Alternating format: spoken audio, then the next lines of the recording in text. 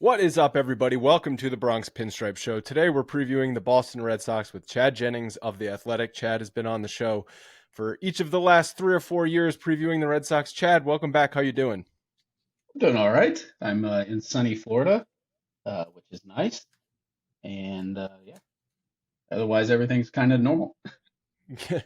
Good. So if you could describe the Red Sox offseason in either one word or just one sentence, how would you describe Can it be a curse word? it? Sure. Yes, it can. No, I mean, look, it was. I honestly, I think confusing. Like, just because it. I mean, I don't know. Maybe did you feel this way that they done?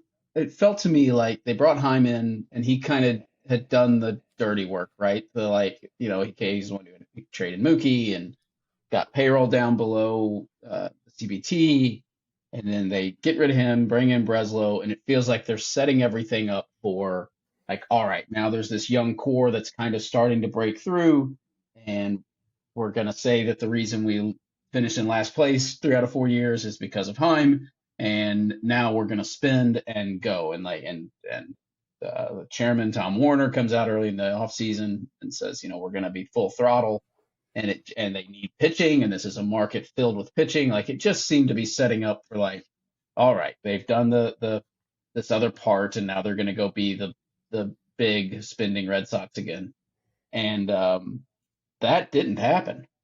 So so yeah, it just felt like some things were set up for them to kind of make their big move, and instead it's just been more of the same, which has been made worse by the fact that their one big addition was Lucas Giolito, who was at the very least going to give them innings and then immediately got hurt. So it's kind of a mess. I think that you can squint and see how parts of it could work, but it was not the off season that I thought they'd set themselves up for. Yeah, I think confusing is a good word for it. From obviously a Yankees fan looking in, I do follow the Red Sox more closely than, for example, I'll follow the Mariners or the Blue Jays or anything like that. Just from being from New England, growing up in New England, and yeah, a lot of people just confused why it seems they just are not trying. It's like it Right. seems unacceptable for a team like the Red Sox to just go into a season almost being like we have no chance and see you next year. That just seems unfathomable. Yeah, it's weird, isn't it? That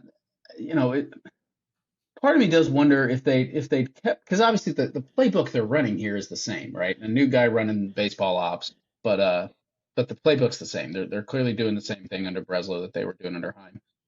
I do wonder if Heim was here and he's the one who brought up these guys, right? Like he's the one who was in charge when they graduate Bayo, when they graduate Casas. You know, Connor Wong, he's the one who signed Story. He gets the Devers. Like, does he does he push ownership to make a bigger move than Breslow does, right? Breslow comes in and inherits his team. Maybe he is feeling a little bit more like, all right, I want to take my time before I make my big move and make sure I'm comfortable with this team. I wonder, did that change the change at the top of baseball ops? Was that maybe the biggest impact? Is that the guy who was here before was maybe better better equipped, or no, better equipped's the wrong word, but more set up to believe in this team and think it's time to make a commitment, whereas the new guy was more set up to want to take his time and wait to make his big move. And I wonder how much that played into the decision to kind of not go all in quite yet on this group of players. Well, let me ask you, why did they move on from Heim Bloom?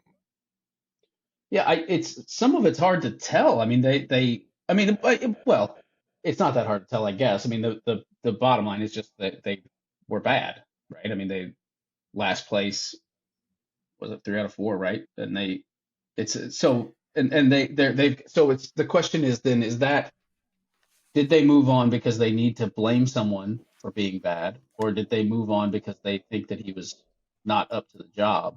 And I mean, he did do some things that you'd scratch your head at, right? The trade to bring back Jackie Bradley Jr. Um, you know, the even with the Yankees, the prospect he got back in the Ottavino deal, right? That was sort of an odd one. Ottavino was fine, but that guy doesn't play out. A lot of the prospects he came in didn't pan out. The Mookie trade's not a trade anyone's going to win, but also that Jeter Downs became, not even a utility guy.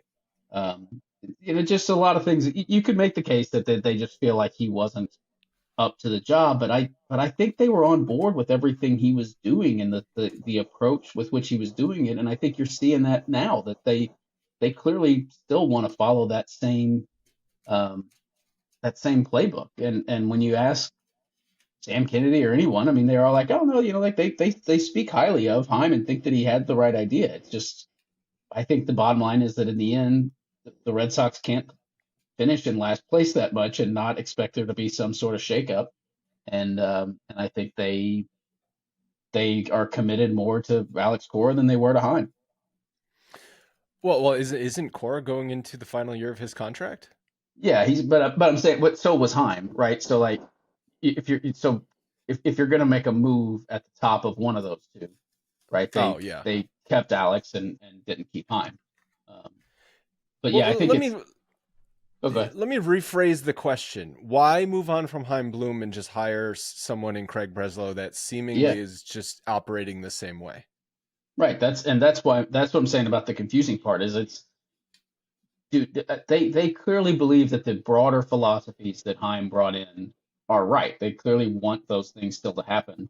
And so it's a question of did they fire him strictly as a scapegoat, or did they fire him because they felt like even though the general philosophy was right, he didn't make quite the right moves within that philosophy, and maybe you bring in somebody else. And I mean, was he maybe he's there was often complaints of like is he too indecisive, that sort of thing with Heim, and maybe so. There probably were times when some indecisiveness came in, but also I think he was probably getting some mixed messages from ownership, right, about what exactly it is they wanted this to be. Um, and I don't think it really is. I think still sort of hard to tell which one of those it is. Is it just a scapegoat situation, or is it just that they think that they need just a slightly different version of Heim will make a world of difference? And I don't know that so far we're seeing Yeah. And yeah, like with Giolito, like you said, he was their big quote unquote offseason acquisition and he goes down, he's gonna miss the season. I mean, that's obviously a little unlucky because Giolito's been a pretty durable that. pitcher throughout his career. But even if Giolito were healthy, like it's not like realistically, what kind of Right. a difference is he making for this Yeah. team? Yeah. I totally agree. Um, a Giolito signing felt like the second one, right? Like you would get if you get one of kind of like those top 4 or 5, one of the top 4 or 5 starters on the market, and then also get Giolito to plug in as your like number 3, right? If you go out and get, I mean, I guess they still could go get Snell or Montgomery or something, um, or they could have gone bigger in the beginning. Could they have gotten a Yamamoto or something? But you get one of those big guys, put him at 1, and then Bayo at 2, Giolito 3, Pavetta at 4, and round out your rotation with one of the younger in-house guys, Houck or Whitlock or Crawford or something. That would have felt more like, okay, now that's a team that's trying to win. With Giolito as the big splash, that's a little bit that's a secondary team move, right? And that's the kind of move that they've been making for 4 years. Yeah. And then that just doesn't line up with being the Red Sox, I guess. Oh, I mean, right. how much of it do you think is a factor just like the competitiveness of the division right now? And I guess if playing the other side of this, right? If you're in Red Sox front office and and looking at their farm system, which I believe I pulled the rankings, they're ranked Baseball America ranked them 13th overall. So like that system, I guess, is on the rise. Like, could they be saying, hey, we're going to be what Baltimore did in the last 4 years. And then in 2026, 2027, we're going to have the young nucleus that Baltimore has right now. Is that what you think their plan is? I mean, maybe, but this is also a team that like again though that's just not the Red Sox. Like, is that really Exactly. they're just like so? I mean, but I mean, you could make that case, but like, is that really how they're going to operate? Surely not. You just would think. you know, it just does that is the lens with which it makes some sense where you go, okay, they just looked around and said there's too much young talent in Baltimore and the Yankees are too motivated and they're going to make moves and the Rays still have all this young pitching and we just can't compete. But man, if that's the case and you're the Boston Red Sox, like that's a sad state of affairs, especially when they feel like they've just graduated some talent, right? They've just locked up Devers, they got Casas at first, they get Bayo graduating to the big leagues. They like you would think they've got some sense, and they have some guys coming, right? I mean, Marcelo Mayer and Kyle Teal and Roman Anthony, like these guys are going to be Double A and above next year. So the next wave is not far behind. Cedar Rafaela might be in center field on opening day. Like, I mean, you're gonna even if you make a big move, maybe you're not going to be the favorite of the division this year, but you're going to sign a guy to at least a 5, 6, 7 year deal. Surely, in the course of that, you think that you're going to be back in it. Um, so yeah, it feels weird to me to see them feel like they're kind of like just conceding that we're not ready yet or that we're not able to compete.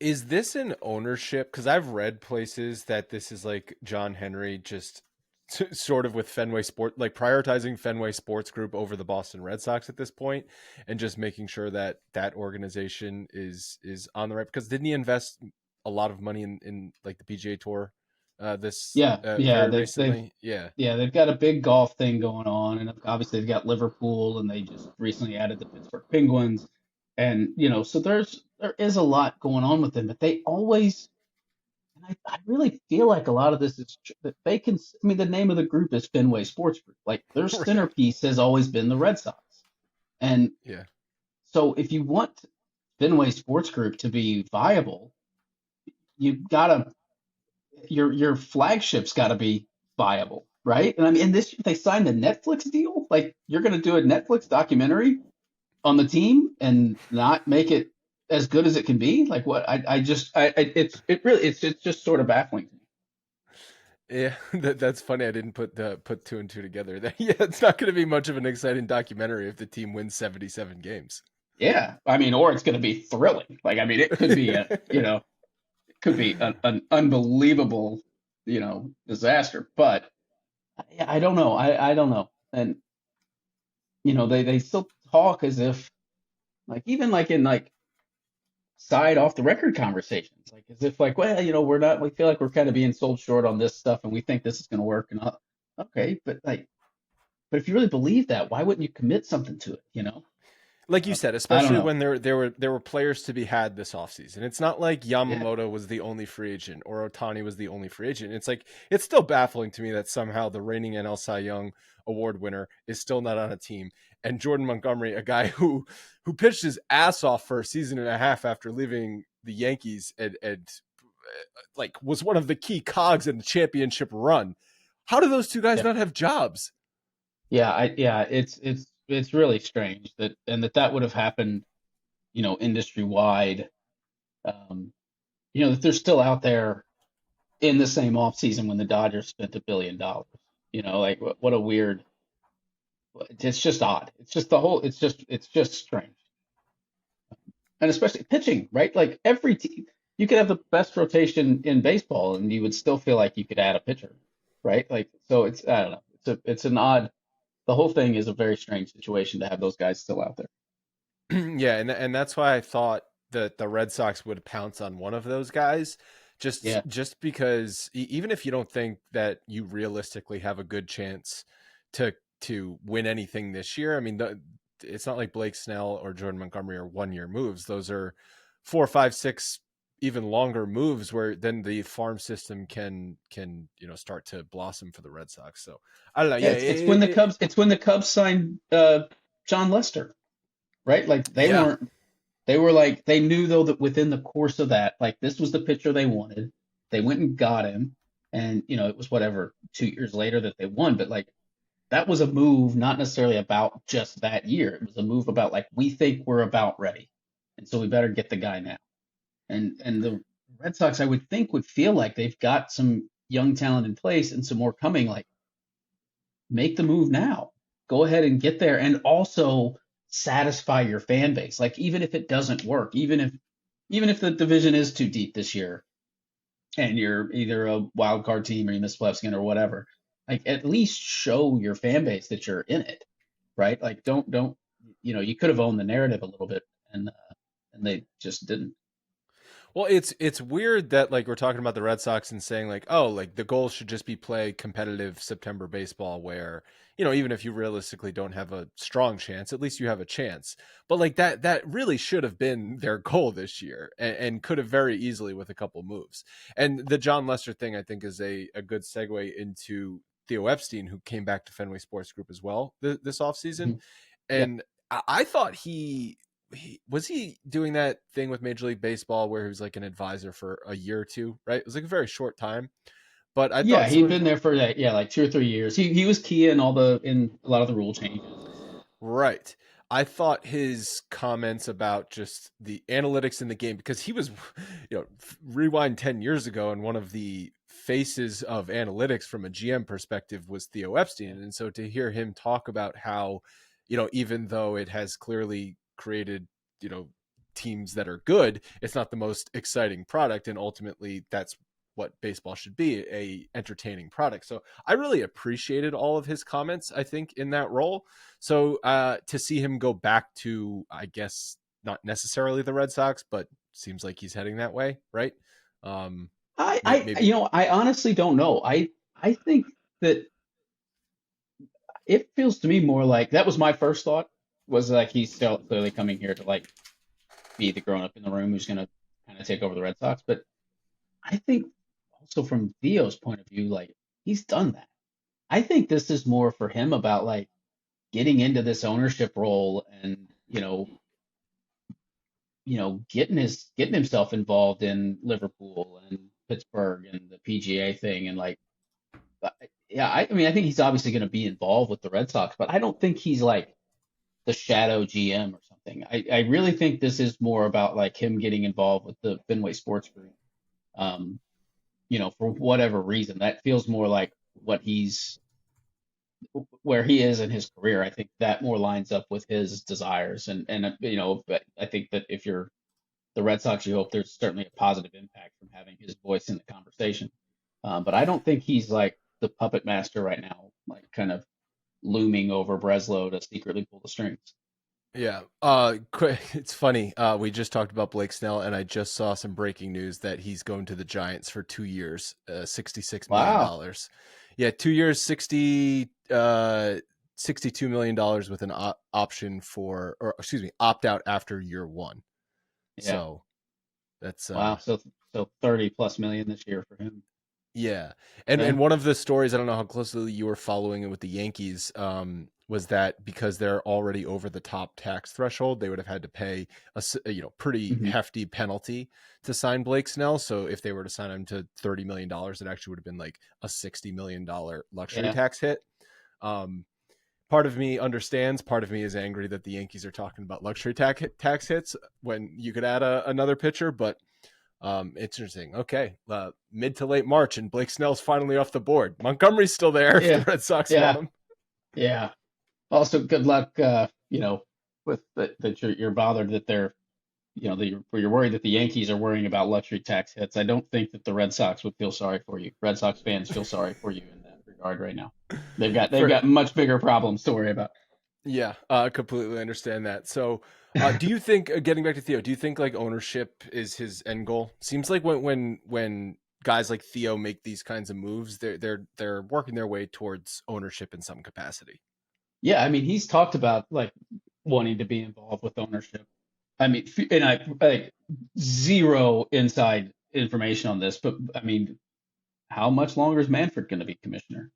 Like, if he gets into Oh an yeah. ownership role, like, I mean, he'd have to be on the list, right? Especially if if he starts to build a resume that's got some ownership experience, and the owners have to pick a new commissioner, and here's this guy who knows baseball and now has like come to understand it better from their point of view. I have zero idea if that's something that he wants to do, but I think that if he did, it would make some sense to start adding that part to your resume to get involved with a big ownership group and be able to, have that experience that could potentially bring you into that role. Yeah, that's a good You call. Yeah, definitely. All right, let's get to a couple of the moves, the big ones that the Red Sox made this offseason. So obviously Verdugo was sent to the Yankees for a couple of pieces. What was the reaction in Boston to that trade? Because you don't see every day a yeah, Yankees Red Sox trade. yeah. I mean, the reaction was positive. It was. I don't think people here like strongly disliked Verdugo, but it was very clear that the Red Sox had where the one place that they had some redundancy and excess was in the outfield and needed pitching, and they were able to get that from New York. Like it made sense, and also the idea of I think Verdugo, this will be his last year before free agency. So you kind of like, Verdugo 1 year and with the Yankees, even if he were to take off and, have some stellar, live up to his early potential season, 1 year of that, I think that Red Sox fans could stomach that and trust the hope that they got some sort of impact from the arms that came this way. I made this point on the show after the trade happened, but I'm like, boy, is that Yankee Red Sox rivalry really dead? Because Yeah, right, right. you would never 20 No. years ago see the two teams make a trade to help the other team out, even if it's a very fair trade for everything you just described. The idea of the Red Sox sending an outfielder to the Yankees because they needed an outfielder, and the idea of the Yankees sending the Red Sox some pitching depth Hmm. because they need some pitching depth, it's like, get the hell out of here. No way. I'll go trade with the Royals. I'll go trade with the Right. Marlins. I'm not trading with the Red Sox. Yeah, it's what was it Kelly Johnson for Stephen Drew? Was that the Yeah, trade? Yeah, exactly. like That's the do type of that sort trade. of thing. Yeah. Or like the Ottavino thing, like the Red Sox are looking to just move the salary and whatever. And like those sort of just marginal, like it doesn't really matter. But this was I mean, the Red Sox traded their starting right fielder to the Yankees, who needed at the time really needed a left-handed bat, and got back pitching that they needed. Yeah, it was shocking that that move could happen, and that I'm assuming was what was the New York reaction to it? Like I said, the Red Sox reaction was pretty like good with it and on board.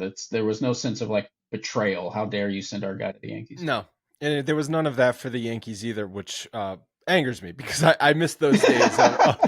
I miss those days of the Yeah, Yankee. sure. That's when I grew up, right? Like that. That's the Yeah. baseball I fell in love with. As far as just like a baseball trade, yeah, of course it makes sense for all those reasons you just said. Verdugo is a contact lefty bat. That's something the Yankees have desperately lacked in recent years. And even this was obviously before they acquired Juan Soto, but even with Juan Soto, they still needed multiple outfielders this Yeah. offseason. So yeah, the trade makes sense, and it's a good trade. It's just the whole Red Sox Yankees piece was something that I don't know. I had to scratch an itch at least to talk about it. Yeah. Yeah. No, it was weird. I mean, it was certainly surprising. It was yeah for I mean all sorts of reasons, but yeah, pretty crazy. And then talk to me about the Chris Sale trade with Atlanta because this one kind of caught me by surprise. Yeah, me too. I mean, again, it's trying to fill a need, right? They felt like with Vaughn Grissom, you're getting control of a good up the middle bat that at the very least, I think you feel like he's a good like bat first utility guy. But they think he's going to have enough bat to be an everyday second baseman, and he's still super young, and his defense doesn't grade out well, but I talked to enough people who felt like there's still some room there for him to become like a pretty decent enough passable middle infielder. Um, but again, at a time when like you're scratching and clawing for impact pitchers to trade the guy who had like the one guy who had a chance, other than Bayo, I guess, who had a chance.